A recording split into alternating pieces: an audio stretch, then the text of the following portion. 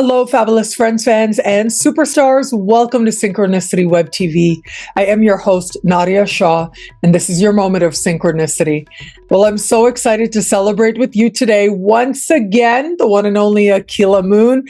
Now, Aquila is somebody you've seen on my channel so many times because she's done videos, but also I've interviewed her a whole bunch of times. And it is Aquila who also is back at Synchronicity University as part of the May 2025 speaker series. You've got just a little time left to choose your tuition rate, as low as just $5 a class, to learn from Aquila and these other amazing astrologers. Here we are. She's fixing her hair. I'm about to fix my hair too. Aquila, welcome. Thank you for being here. Hi, Nadiya. Thanks for having me again. Hello, everyone. How are you guys? Oh, that's so nice that you brought in the crowd, brought in the audience. I love that, like very actively. That's a Yeah. beautiful thing. Yeah. And so, Aquila, how nice to hang out with you again. Oh, same here. Same here. It's Yeah. always a pleasure. So, Aquila, you're coming back to Synchronicity University. I know I've got previous interviews with you. People have gotten to know you over the years, but I'm really excited to talk to you about what's happening now, what's going to be coming up, because I know that your class is on Saturn and Neptune. And right now we are in a very important time where it comes to Saturn and Neptune. In particular, Neptune just moved into Aries. Saturn's going to be there soon as well. What have you felt? What have you thought about these two planets, especially as they're moving into the first sign of the zodiac, out of Pisces into Aries? Wow. This is going to be an amazing energy for raw new beginnings. When I look at Saturn entering into Aries and Neptune already in Aries, this for me symbolizes that there's a wrapping up of the old and a very brand new start. For a lot of us in the area of the chart that Pisces and Aries basically rules over. Yeah, isn't it interesting to think about like our own chart, certainly, right? Personally.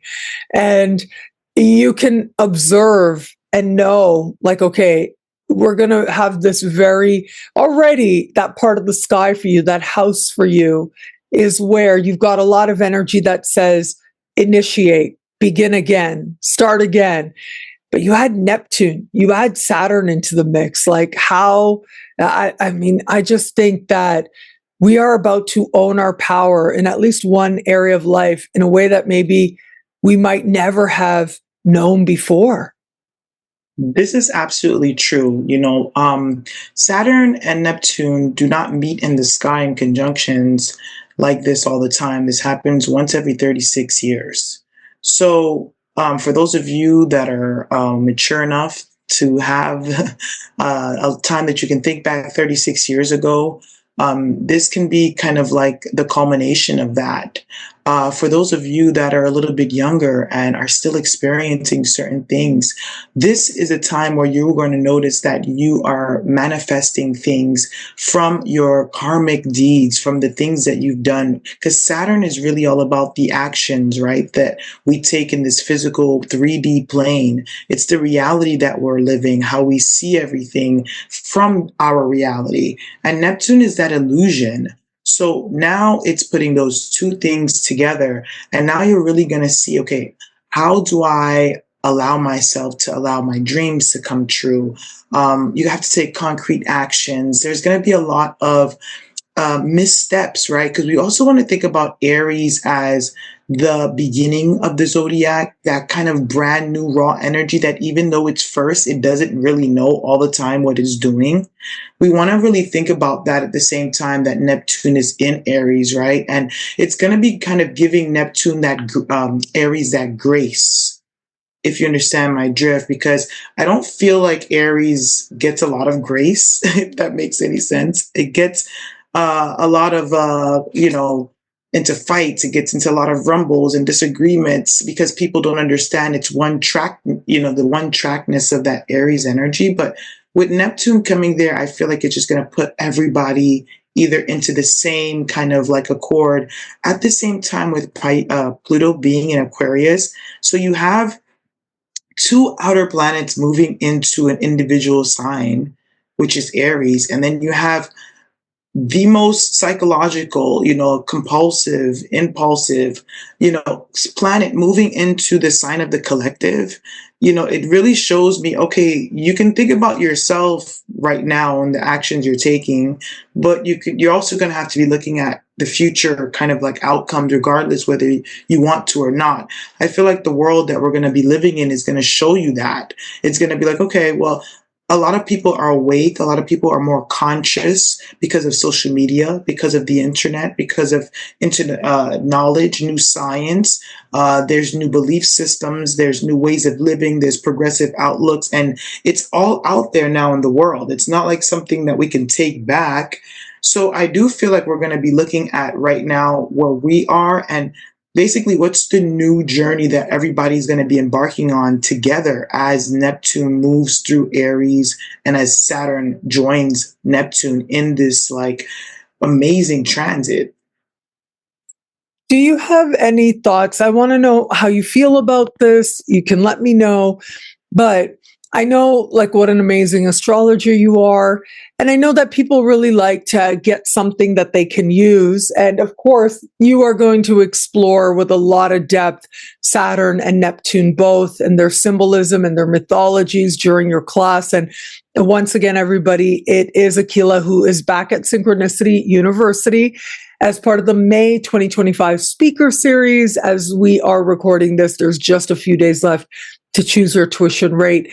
And so, yeah, that is there, and that'll help people to really understand that symbolism. But do you think maybe we could go through the chart and just give people a couple of key words, like literally just as simple as a few keywords, maybe a sentence? If somebody knows that they are about to have, so they've got an Aries rising, they know Saturn and Neptune are about to move into their first house. What can they expect during this time, and so on? And because this energy is going to be energy they feel, especially with those two planets together and so close together, exactly conjunct next year too. But it's going to be this year and next year when that energy is strongest. But Yeah. Saturn's going to be there for about 3 years. Neptune, we get about 14 years, right? So, Aquila, how do you feel about us jumping in, going through the 12 houses one at a time, and, really so that people can get some insight, maybe just a few words, maybe just a sentence of this Neptune-Saturn conjunction that is so dominant this year of 2025 and next year of 2026. What can they expect about how this might speak to them? What do you think? Oh, for sure. These two energies will definitely speak in their own different ways in each house. If you are having this transit in your first house, this rules over your body, your actual physical body, right? And you may be going through some type of transformation with your body, some type of purging also because Neptune will be going there. You may also be going through some type of just maybe even surgery, some type of cosmetic surgery, something that can change your look. You also are going to be a little bit more discerning maybe on the relationships that you have or that you are in or that you want to partake in. Or you may become very illusioned in certain relationships as well because Neptune may be there, or will be there. So that's some of the main topics you may go through with the first house. Yeah, it's so illusionary, right? I love that you Yes. mentioned that there is that sense of wanting glamour. Wherever Neptune goes, you're trying to cultivate greater glamour. And yeah, it would show up in terms of your appearance. And with Saturn, it's like you're doing the most. You are Yes. making it happen. You are making it real, right? Yes. It's not just, oh, I'm working with my mind. And you might. Mhm. But it's the physical. That is a wonderful observation. Yeah, you've got it. Yeah. I love that. How about the second house? The second house is a Venetian house, right? So it's the way that you basically are able to earn a living from the skills and talents that you have. It's also, I want to talk about the second house also being in the house of family. from my observation, I've noticed that your first family, it does go through some type of the way your family gave you love, or the way that you were giving in the values that your family had. With Saturn and Neptune going through this house, it also rules your throat. So the way you speak, if you speak, and the type of voice that you have, how you communicate. You can find that your voice goes through a change, your speech goes through a change. You may say less or more, depending on what's going on with Saturn and Neptune. You can find that situations with family can also become a little bit more strained, or they can become very elusive. You can be very glamorized by certain family members. Your situations with money and the way that you earn a living can either grow immensely, or you can go through a complete decline. You can become very miserly with your money, or you can become another minute you're spending your money crazy, the next minute you're saving it. You may also, if you have a skill or talent, this is the time for you to try to put some time and energy into that skill or talent, because Saturn rules time. So it rewards you on how much time you're putting into something. So it will give you kind of a residual. So it'll go through your second house, but you may not see it right away. It may happen maybe when Saturn is into your third, but that's something that you can also see that you can go through with Saturn going through your second house. Also, Yes. your taste buds may change, like the kind of food you want to eat, or the things that you put in your mouth, or the music, because Venus rules over the ears, the music that you listen to, the sound, the environment, even. Yeah, those kind of things may change. Yeah. It's interesting that you connect the fourth house and the second house as you do with family. But I think it makes so much sense when we understand that our values, including our self values and Mhm. what we think is worth it, which is all second house, and also our beliefs around money, right? Our like sort Yes. of understanding of abundance and what's available to us. It's so deeply rooted in family stuff. And all of that might come under a whole other perspective with this energy. Fascinating how you made that connection. Yeah, So for then the sure. third house, the third house. Third house is a very interesting house because it's the way that you communicate and the way that you process the information that you are receiving from your reality, right? And so you can see that your reality you become sharper. Maybe there may be something that you may have to learn, or your a skill that you may want to partake in. For some of you that maybe wanted to finish school, let's say you wanted to go back to school and get some type of degree, some type of certificate, something that you can hold in your hands to say that you did something. This is an opportunity for that. For some of you that are interested in music, arts, drama, all of those kind of things, this is going to be a really good time for you to put yourself into those kind of things, immerse yourself into that. Your siblings, your cousins, your neighbors, uncles, aunts, those kind of people you can either become closer to them, or you can become very distant from them. They can travel to faraway places, or you could travel, or you can just zone out and not want to listen to them, have your headphones on when they're around you. It's that simple that you just decide that I don't even want to deal with things around me. Let's say you can't control your environment right now. Let's say you're living with certain people in your house. This could be a situation where you just decide to probably focus more on yourself. You can be having a teacher or a mentor come in also to help you with a lot of things. It can be so many different layers of the third house. The third house is actually a lot more complicated than people give it credit for. It's your mechanics, it's the way that how do you try to fix something that's broken? What do you use? How does your mind think about solving a problem? And going through the third house, Saturn will teach you how to solve these problems in a very practical way. Sometimes Neptune may come in and give you even whispers of some type of help. An angel can even come and save you in a situation. You can get a new car, or buy a new computer, or a used computer, or sell computers or technology online. I mean, it's so many different variations of this transit, but these are some of them. And the fourth house. Oh, wow. This is very interesting because this is a very tough transit because it's like Saturn is coming to the basement of your house and it needs to clean it out. But while it's cleaning it out, there's a flood that keeps happening at the same time. So you're having these problems where it's like emotional versus, I would say emotional versus like physical. So you can feel like, okay, I want to leave my house that I'm in. I want to move apartments. I want to buy a home. I want to do this. But there's all these other things these other factors that may come in. And you're going to be tested to see how you're going to deal with things coming up from the past, from your roots, from your foundation, from your family of origin, from the family that you probably have in the house that you live in. Family could be anything. It can even be pets.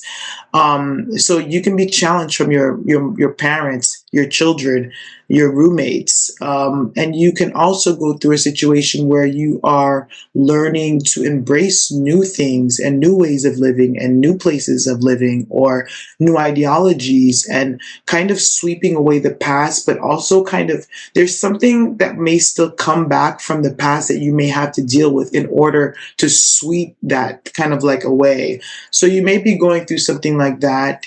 An older or younger person may be coming into the home. There may be a religious, if not scientific way of viewing maybe your background or your ancestry, or just doing new things in the home, like getting rid of old furniture and like kind of looking at new ways to design and decorate. That can also happen. A lot of people with the fourth house, it's what are your dreams? What was your subconscious like? What were the things you wanted to do when you were a little kid that you didn't get a chance to really do? Those kind of things can be brought up. I definitely think if you're going through this, you should probably try to listen to some Carl Jung. He's very good at this kind of stuff, dream interpretations and understanding your dream world, because you may be going through a lot of that during this transit. And not everything is going to be able to be understood with words, because it's the first water house that we're dealing with. So all these emotions may come up that you maybe didn't know, and it may be amazing, blissful emotions even, and you don't know how to deal with all that. So I say those are some of the things that can also go on with these two planets going through this house. Yeah. Wow, that's so thorough to consider. Oh, The fifth house. am I too thorough? Should I leave it like No, that? I love it. Do it. Yeah. People should Okay. see how brilliant you are and the Oh, way you're thanks. making the connections. Yeah. Oh, thanks. For the Saturn in the fifth, I would definitely say things from childhood may come up, things with children may come up, things with your creativity may come up, things with your love life may come up, things with your sex life may come up, things with your matters at work. Now, I'm going to say this because I study Western astrology, but I also study a lot of Vedic astrology. I'm really into the tree of life, the Kabbalah. I really go in sometimes with astrology, sometimes too much. The fifth house is the enemy house of the sixth house, which means it's the house that's behind the sixth house. So when you have Saturn and Neptune going through that house, you need to be careful at work. And you need to do everything right at work, because when Saturn moves into your sixth house, all the things that were going on in this fifth house will be shown. So if you're dealing with work, let's say you're working at a job you don't like and Saturn is going through your fifth house, I need you to do a favor for me, please. Find another job. If you can't find another job, learn a skill. Do something that you can get yourself out of that situation if you don't want to stay, because once Saturn moves into that sixth house, it may get worse. Okay. Now it may get better. Someone that you like that you hate at the job may leave. You don't know. Neptune may come in, things. But I would say being proactive is the best with Saturn moving through the house as well. You don't want to just sit and just pray or light candles and think everything is going to be okay. No, you want to actually do some type of like movement in this area. Another thing is I've had people come to me with Saturn going through this house that are dealing with fertility issues, um, and conception and all that other stuff. Now, with Neptune moving into this house, I do try to tell the clients that I have that come to me with these issues that maybe an alternative way of getting pregnant may be a better way for them to deal with it because of Neptune being there. So sometimes you may look at different ways of conception or adoption or just different ways of being some type of Saturnian figure or some type of, you know, adult to some person that you feel is needs it. You can volunteer at, you know, so many different places and whatever matter hits your heart the most, you know, that's the one I would say you kind of volunteer your time in. Um, yeah, the fifth house, I would say that rounds up the fifth house. Yeah. Yeah, the heart and what you love in all kinds of Exactly. ways. I love how you mentioned that. So then the sixth house, how do you understand that? That is about, to me, your wellness. Every sense of the word, not just like your health, yes, is a part of it. Your daily habits, yes, is a part of it. Your work life is a part of it, but all of that ties into your wellness, your well-being. And a lot of people underestimate how powerful this sixth house is. This sixth house is magnetically powerful. Virgo, which is the house of Virgo, that is the house of the real wizard, the real alchemist, along with Scorpio. They work together, you know. Where I feel like Virgo is really the practical alchemist, like it uses the practical world, things around it to really use that. Use everything around you. If you need to declutter your home, if Saturn is going through your sixth house, declutter your home. If you need to organize your closets, organize your closets. If you need to move to a different location, this is going to be the time where you're going to be so focused on making sure every little part of your life is going the way that you need it. So you can't control everything, right, in your life. But the sixth house kind of shows you the things you do have control over. So you want to focus in on that and just kind of write things down if you can that you need to get done. Dreams, hobbies, things you've always wanted to do. This is a great time for this. I actually really like Saturn in the sixth house, to be honest with you, because it really helps you to organize your life, like literally. See an astrologer if you can, okay? You know what I'm saying? Like going to your sixth house because Always they good can help. advice. Yeah, they Yeah. can always assist you in how you can navigate the next 30 years of your life, literally when Saturn is in the sixth house. I also feel like Saturn in the sixth house looks at Saturn in the 12th. So what did you want to do when you were like younger? And if you're not doing it as a job, how can you find a hobby that can have you do that? That's kind of like a way you can do that. Pets, animals, things like that. Take care of older people if you can, go to nursing homes, like do something where you feel like you're giving back to some type of community or you're part of something. Virgo likes to be useful, you know, and it likes to be of service. So try to be of service if you can. That's what I would say with the sixth house. It's actually, to me, it's a good transit. The health would be something you need to pay attention to. I'm not a doctor, but the health, you want to make sure that you're in a happy state of being so that everything flows well, you know, through your body. That's what I would say. And exercise, work out, drink water, things like that during the sixth house. You have to do that all the time, but with Saturn there, you really want to focus on your well-being more than ever, actually, more than ever. Yeah. And now, dun, dun, dun, seventh. Okay, The look, seventh house. Yes. if you're Huh? married, if you're single, if you're divorced, if you're widowed, if you are into some things, okay, that other people don't need to know about, this may be the time where things get real. And then things get a little bit like maybe also like glamorized. And I have a friend that married when Neptune was going through her seventh house, but Saturn wasn't there. Mm. So she got caught up in the spell. But with Saturn moving through the seventh house, I would say with Neptune, it can help you out a little bit. The only problem is Saturn's only going to be there for a couple of years, and then Neptune is kind of there alone. You know what I'm saying? So how do I say? Listen, if things aren't going good, all right, just cut your losses, okay? Don't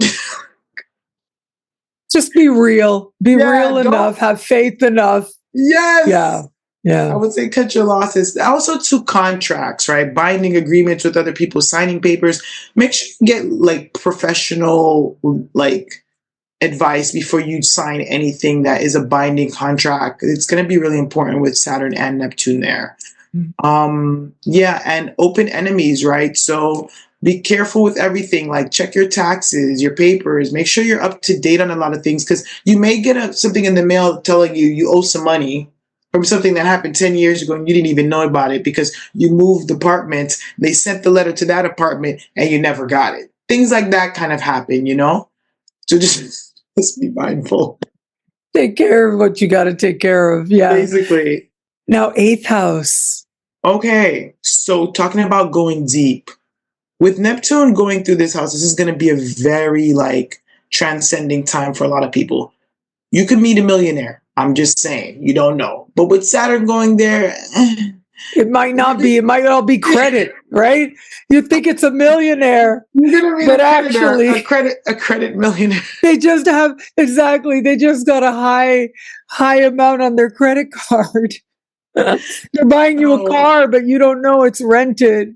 Basically, yeah, you can go through a lot of different transformative experiences with these two planets going in. I'm not going to sit there and like toot the horn. It's serious because you're dealing with a lot of things from like a deep place.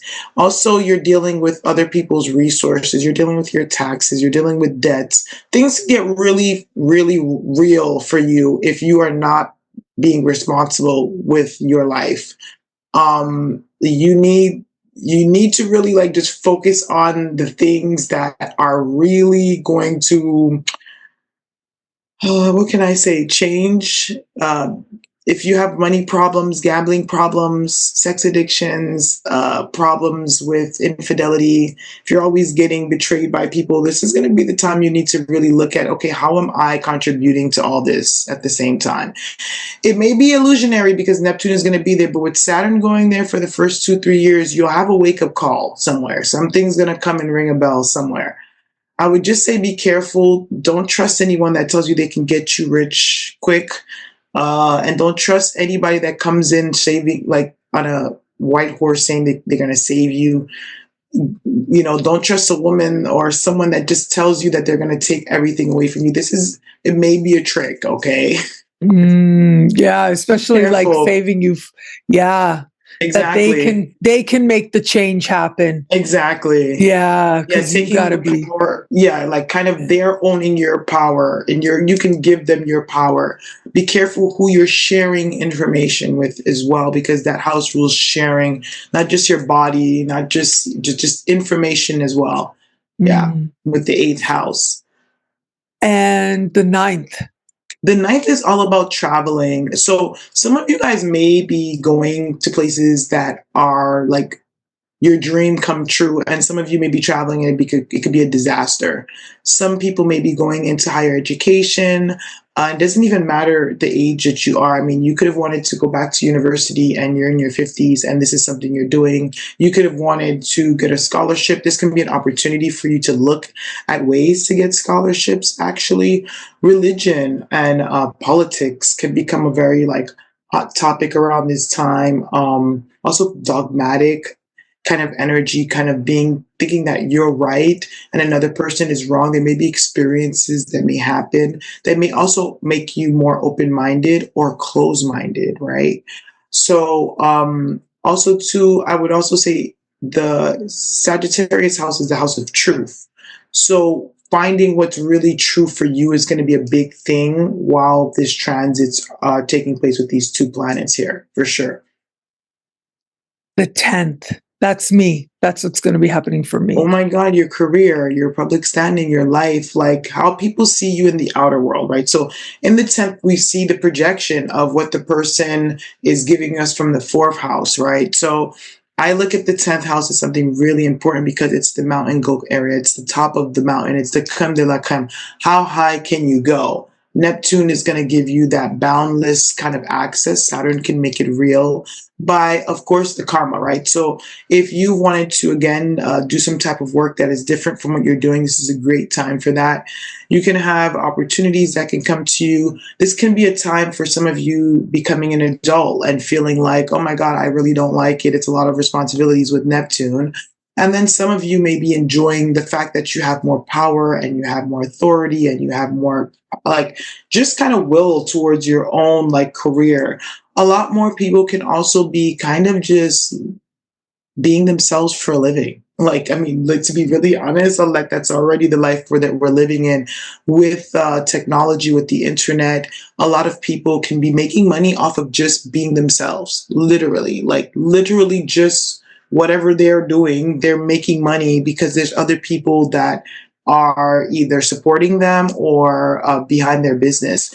It can also be a way of showing you kind of different ways of connecting through business or career, or just you can become a public figure. You can become, I mean, it could be so many different things in the 10th house because it's endless with Capricorn. And the thing about Capricorn is with Saturn moving in this house, Saturn is home in the 10th house. It flourishes in the 10th house. It loves the 10th house. And the 10th house, it gets all of the things that it needs in the way that it wants. But with Neptune coming in there, I just feel like there could be so much more that maybe the universe has in store for Saturn. You know, so if you've been doing the work, I think definitely Neptune is going to come in and bring more rewards with that Saturn kind of like passing through. I think it's going to be a really good transit for the 10th house. I love the 10th house. I know, me too. But I've got a packed 10th house. But as you were talking, I was thinking about how, you know, sometimes the universe has a bigger plan for you than anything you imagined for yourself, that you even conceived for yourself. And you just don't know it until it shows up, or what path you were on. Maybe something doesn't work out, so you end up going a little here, or maybe you end up going a lot over here. But it's amazing how there's that balance, right, between what you want to do and what you're going to manifest and you're going to make happen. But you also want to stay open to see, like, what is it that the universe really has planned? Because that is usually, like, sometimes I think back to when I was a young lady and I wanted to be Madonna. And I mean, really, now I think about it and I'm like, that's because she was really the only really celebrated woman who had like a really big stage and things like that. And so that's what I thought it was to be successful. And I wanted to be Madonna. And then I remember Pluto came and conjuncted my moon while I was having my Saturn return. And it was like, it was brutal. I kid you not. It was very brutal. But I remember very clearly realizing that the world already had a Madonna. It didn't need another Madonna, but maybe it could use a Nadiya. And I had no idea who that was. And I was like, for a year, my friends say that they looked at me, but it was like, I wasn't really there. Like something was gone for a period of time. I was so numb. I was like grieving, you know, what I thought I should be. But then on the other side of that, it was when I became a full-time astrologer. And so to me, I mean, that was like 6th house energy, right? That was Saturn was that Saturn in the 6th? Yeah, no, Pluto. Sorry, that was Pluto in the 6th, Pluto on my moon, and Saturn return in my 1st. So it really was like, who am I, right? And in Cancer, squaring all that 10th house energy. So, wow, it's fascinating to make those connections now as I'm talking to you. And, you know, knowing that the universe has a higher plan than anything I could envision, it'll be exciting to see what that plan could be. I can have my plans, but yeah, there's something better always. I just want to say, well, you are basically the progressive astrologer's Madonna, if you didn't know that. Oh, like, you are the Madonna of, like, you came out and just like a virgin girl, you popped the cherry on YouTube, you know what I'm saying? And just everybody, like, it's, I'm serious. It became like, I went to UAC and the universe is wise and loving was the motto that year. I never forgot that. And I'm like, who needs to be Madonna, like you said, when you're Nadiya Shah? You know what I'm saying? Oh, I It's love beautiful. you. Thank you for saying that. I never thought of myself that way. Yeah. I've been called the Oprah of astrology, which is really lovely, which I really, Okay. really love. And I've thought of myself as the daddy Yankee of astrology in my own brain, in my own mind, right? People don't realize. But when I'm Okay. getting ready, I've got like the reggaeton blasting, and I'm like, yeah, you can't keep me down. Right? Like you can never keep me down. That's very Daddy Yankee. Yeah. But yeah, that makes a lot of sense. That Madonna-esque thing. Oh, I love that you said that. Thank Yeah, you. you're the Madonna of these streets, The girl. You like don't a know that. virgin of There's so the many people YouTube that, like I astrologer. said. Yes, exactly. I love it. Okay. Okay. So The the 11th 11th. house, The right? 11th, yeah. This would be making your hopes and dreams and wishes come true. I think this is an amazing house for these two planets to really be in. Again, Saturn is home in the 11th house. So it's able to really do its job and kind of have you make connections to people, places, things that you really need to make those dreams come true. You can also find that you're falling in love, right? You can also find that there's something different and something new coming around and you want to make it happen because that Neptune is there.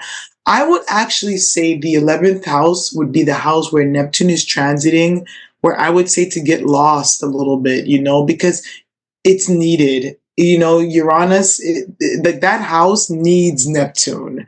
They just make a really good pair. And with Saturn already being there, I think a lot of magic can happen if you're having those planets transiting your 11th house. And like whatever makes you shine, I think that's something that you need to do even more. With the 11th house, you will be meeting different people. You will be meeting new people. If you don't want to, this can be a time where you close off to the world.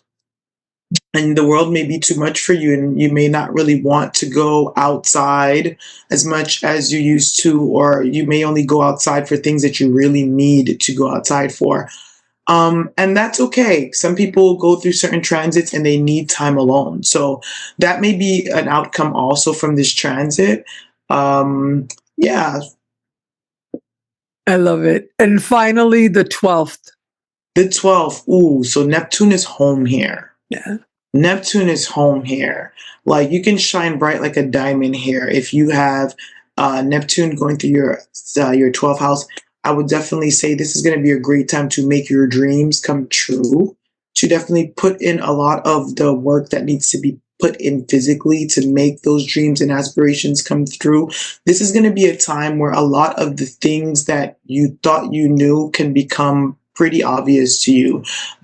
Instinct, uh, a psychic energy can also become very strong. Your dream world can also become very strong around this time. I would say traveling would help a person that's going through a Neptune, going through this house, because you're going to need it as kind of like your remedy to assist your mind with all of the changes that may be happening all at once. Even though Saturn could be there, it's going to be definitely solidifying that. But Saturn is only going to be there for about 2.5 years.